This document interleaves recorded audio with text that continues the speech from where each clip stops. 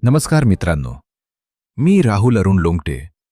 देशी वाण, नैसर्गिक शेती, देशी गोपालक आणि पर्यावरण संवर्धन या फेसबुक समूहात आपले स्वागत करतो.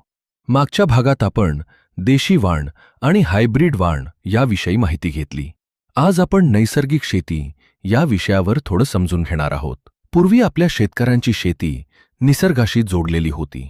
देशी बियाणे, शेणखत, गोमूत्र आणि पारंपरिक पद्धतींच्या मदतीने शेती केली जायची.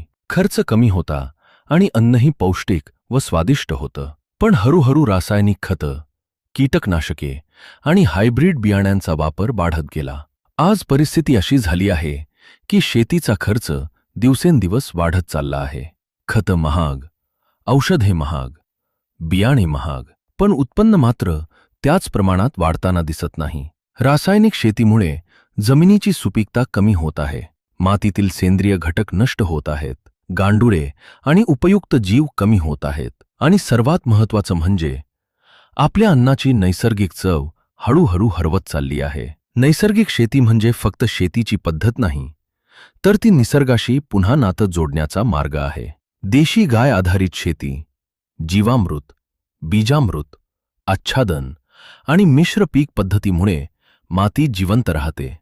खर्च कमी होण्यास मदत होते आणि विषमुक्त अन्न तयार होऊ शकतं.